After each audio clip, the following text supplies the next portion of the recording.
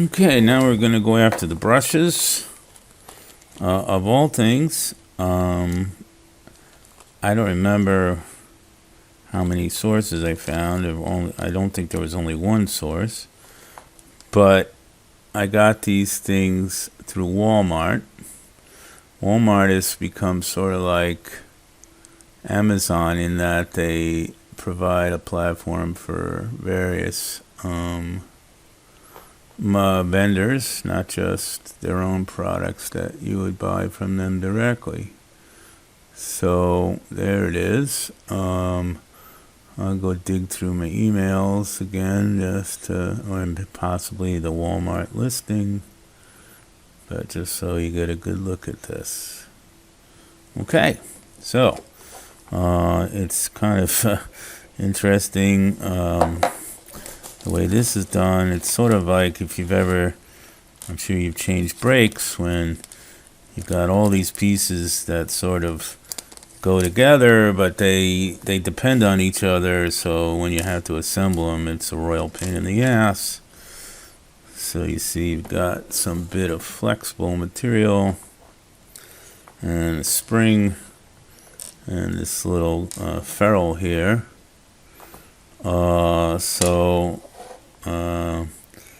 The ferrule, you can see it better in this one. The ferrule is in there. This one's going to be a little challenged with this terminal here. I don't know what to expect in there. And I also don't have any desoldering braid, it doesn't look like, but okay, we'll see. But I was wondering about how it's mounted. I was looking to see if there was some kind of clip in here to stick a little screwdriver in there to hold this in, but it's literally just held in there. See it? See the white flexing? It's just literally held in there by the end of the wire itself. So we'll go after the easy one first. So I'm just going to cut that. And there you go. It looks, wow, that one's really worn out, huh? There's the new one. So obviously this is a good thing. And that's nice to see that the numbers seem to match. Oh, I know what I forgot, my magnifying visor. So, oops. Let's see. It's just not going to focus, huh? Anyways, I'm going to go get my visor. So I'm going to pause. You'll never know the difference. Right. Resume. Okay, so now I got my magnifying visor on. And it says E40. Let's say here it's worn out, but basically, yeah, it's the same dimension. So I don't see an issue. There's the old shrink wrap, heat shrink. Shrink wrap. Well, maybe we'll reuse that because it's a lot longer. And let's see, we can get an idea of their previous orientation. So they were both had that end up. Okay. And it looks like the bring over the lights. It looks like the wire comes out through the middle. Yeah, it does. And that's the thing that I thought was a place for a clip. There's a groove here on either side. So it doesn't matter which way you put it in, that this wire won't rub, although this has got a recess into it, whereas the original also does. Okay. So that's pretty halfway down, huh? So absolutely, it would have been a bad idea to leave these in. Okay, we'll fire up the soldering iron over there, and we'll get the other stuff ready to go. And oops, I see And got some rosin, solder rosin. I'll show you. I always like having that with me. Little tip maybe. So I'm going to leave that piece of heat shrink there to see if we can just try to thread the needle, which I think says it all. But can always pull it out. So the first thing we got to do is get in there and get that ferrule out of there. And in fact, the ferrule gets pushed in from the bottom. You see it's got a little skirt on it, and that gets caught in the hole. We'll see. I mean, I don't know. I've never done it before, but that's what I'm thinking. And, you know, we're making this up as we go along. It's always a great thing.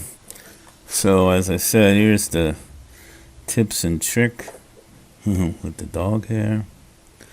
So, to help get this joint apart, I'm going to put a little rosin on it, and that's going to help the solder flow.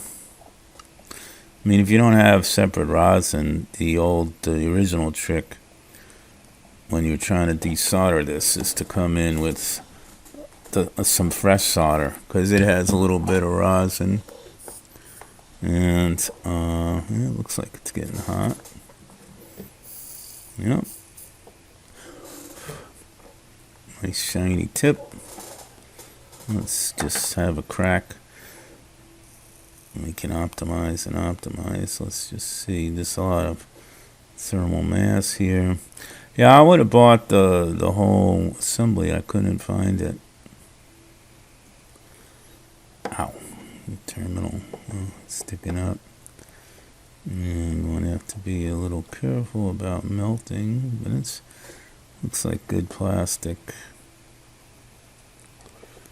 So it's not coming loose. You would expect at some point, if this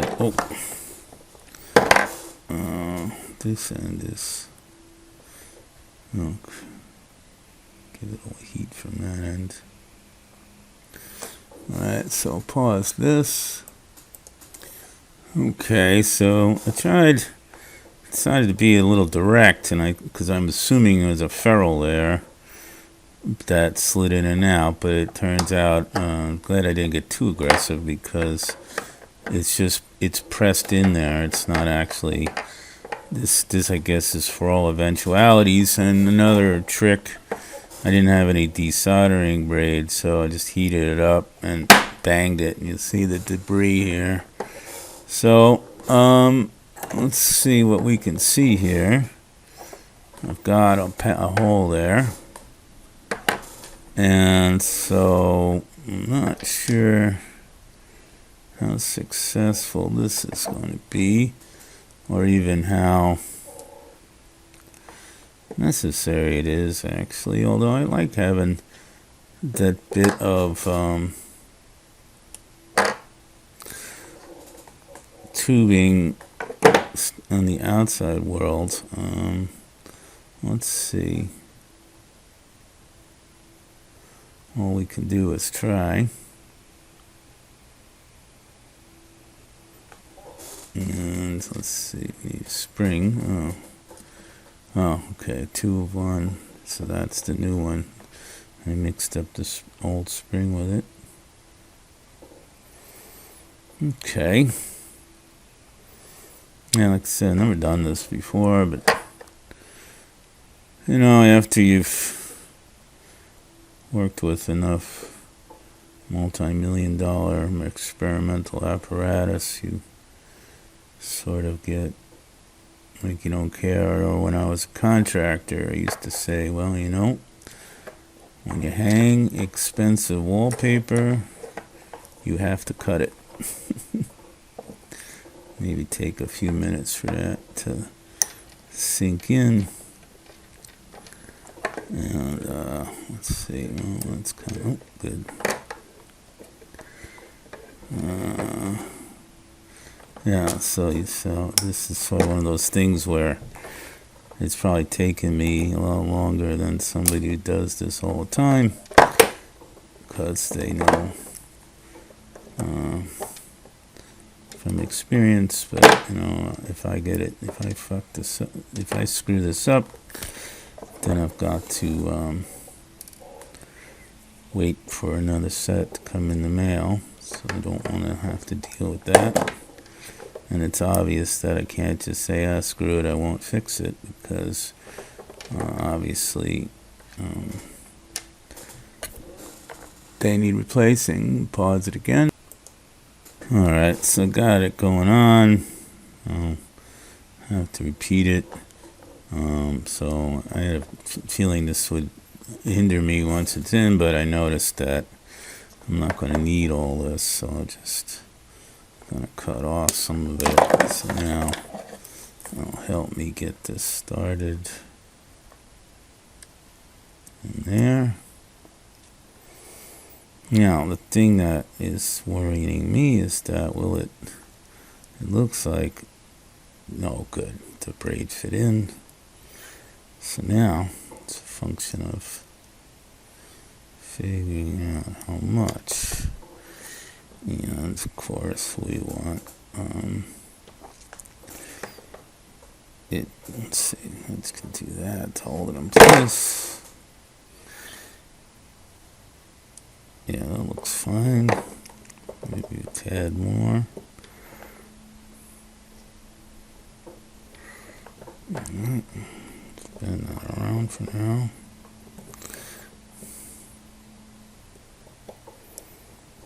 There we go. Now it's hooked.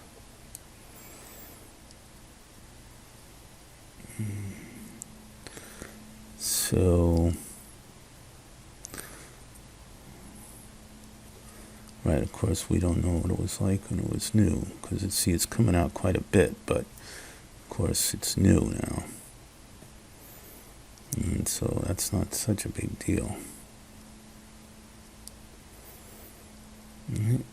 Could we...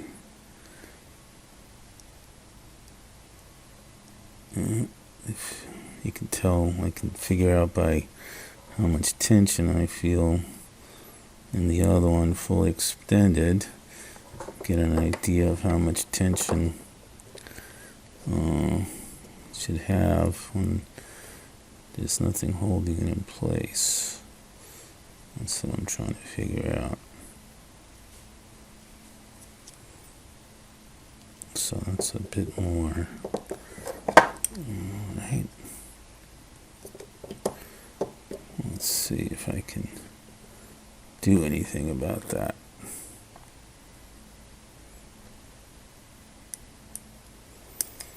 Oh well, probably help to do that. Hold that down. No longer wants to fit through.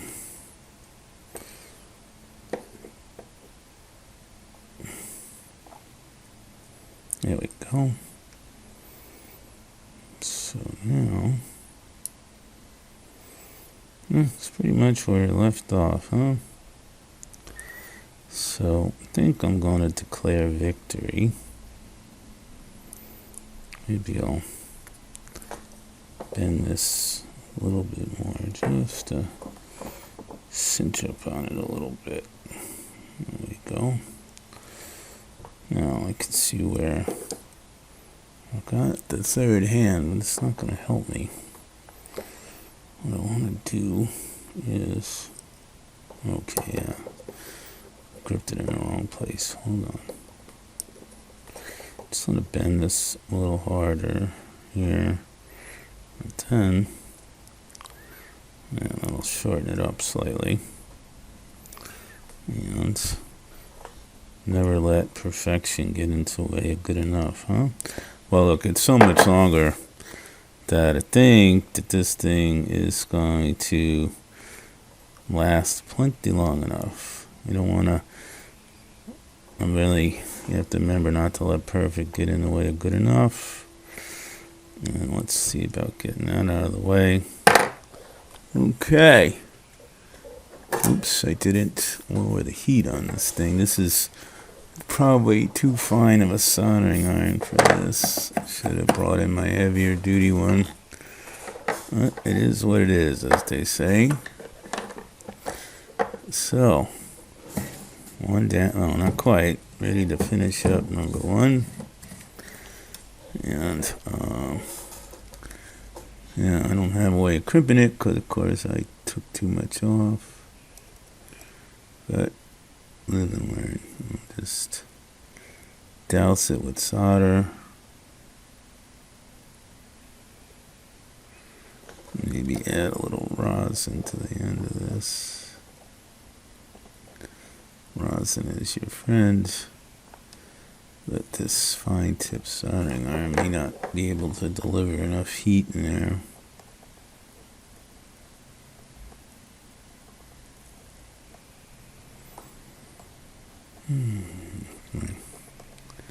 Seems like my hands want to shake too much. Let's get a little rosin on the wire itself.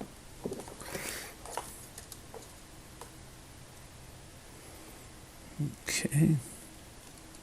There we go. Yeah. Oh, seems like it closed up, but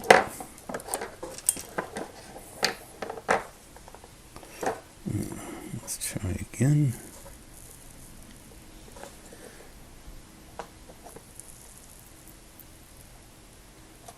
Yeah, I think that did it. Let's see what we see here. Oh, I see solder bulging down there. So that's a good sign. Let's see if we can overkill it a little bit.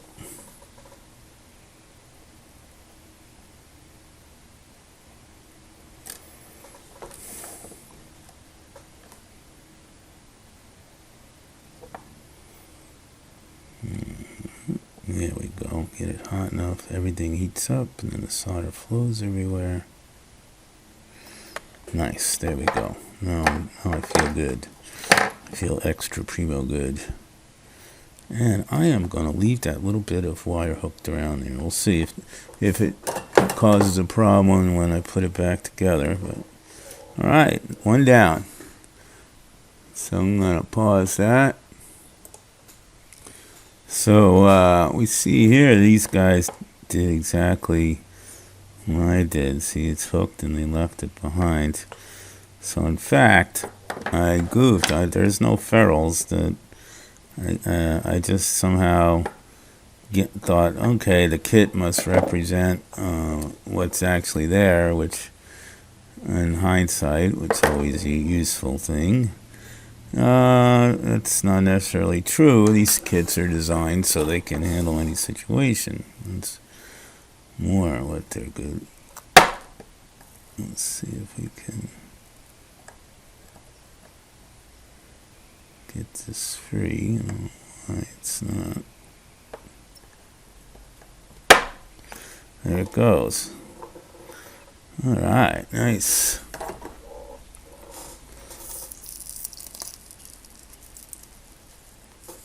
Nice, nice, nice. Did it melt the plastic?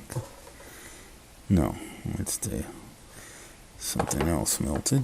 Well, that one's going to be a lot easier. Okay, so I'm going to pause there again.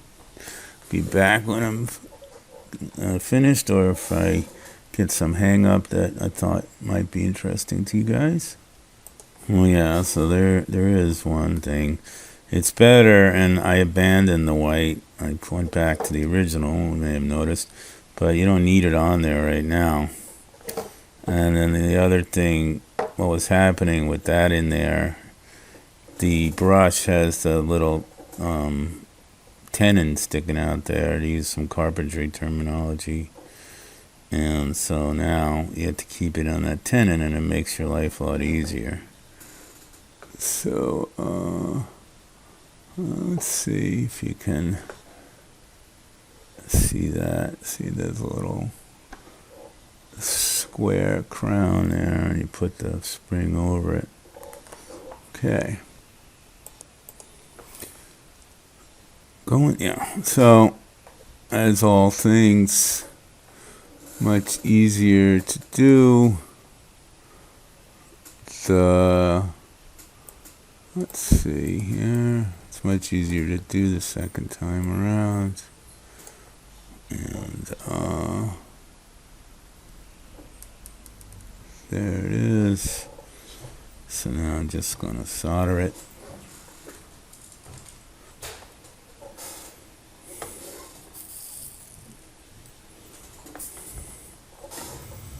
Okay, I got me some flux on there. And put a glob. I put a glob on. If you don't have much experience soldering, you put a glob on the end of the soldering iron to get better thermal contact with the thing, because you basically have to get everything up to temp. And the solder follows the heat, just like soldering pipes together. Alright, so that's a big hole. And this soldering iron just not able to transfer the heat fast enough.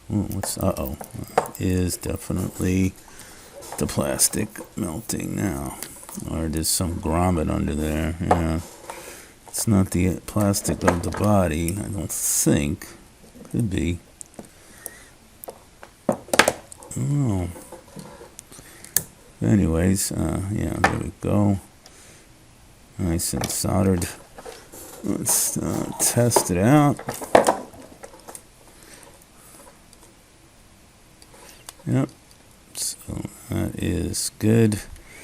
And so we'll get it nice and tight. Cut off some of it. That's not going to go anywhere. We do a similar thing. Could be the wifey poo, but we're done here. And so let's see.